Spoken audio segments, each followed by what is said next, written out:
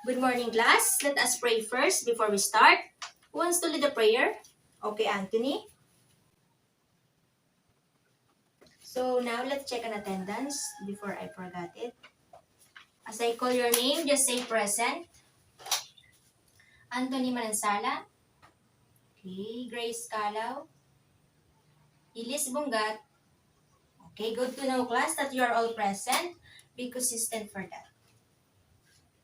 Okay. Before anything else, class, just a few reminder regarding to our class rules. First, listen when someone is talking.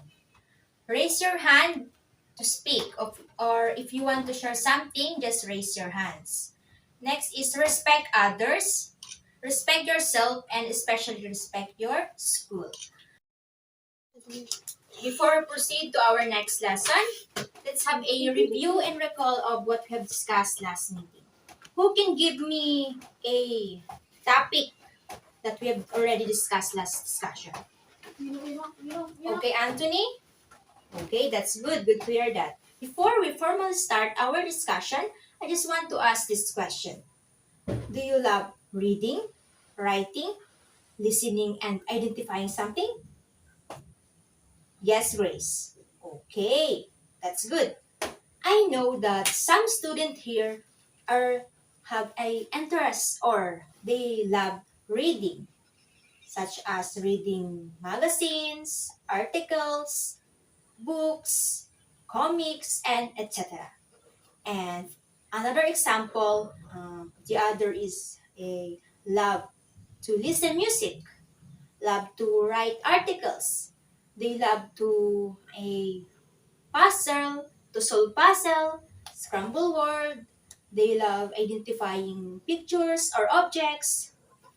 Okay, so let's move on to our next lesson. I prepared a PowerPoint presentation. Okay, wait class, and I fix this. Um, but before we proceed, who wants to read the objectives first? Okay, Anthony, please read the objectives. Okay, thank you, Anthony. You may sit. When you hear the word literacy, what comes in your mind? Yes, Elise. Okay, that's good.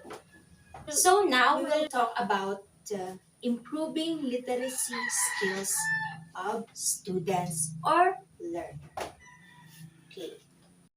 When we say literacy, is the ability to understand and evaluate meaning through reading, writing, listening, and speaking, viewing, and also representing.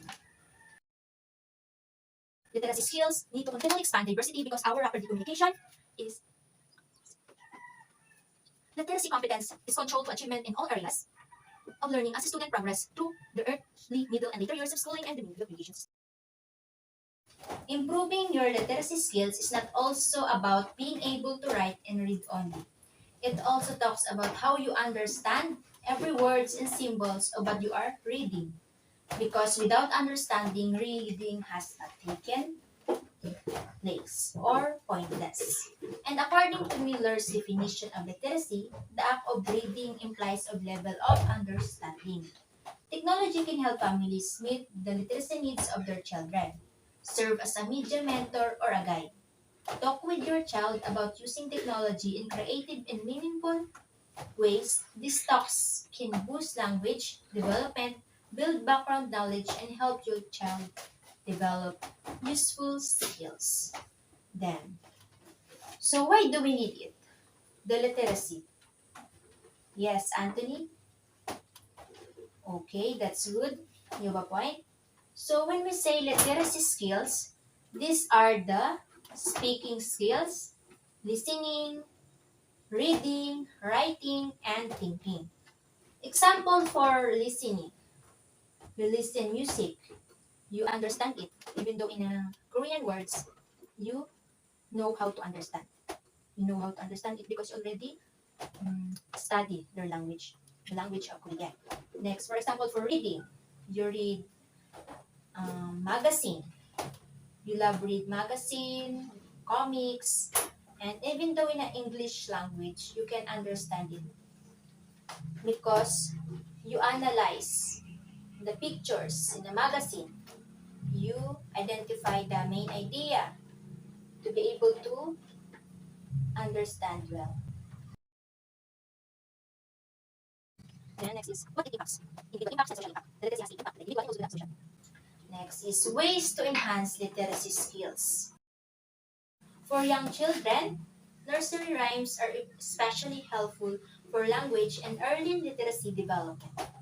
For older children, play word games, talk about word meanings, and point out interesting or new words when reading together.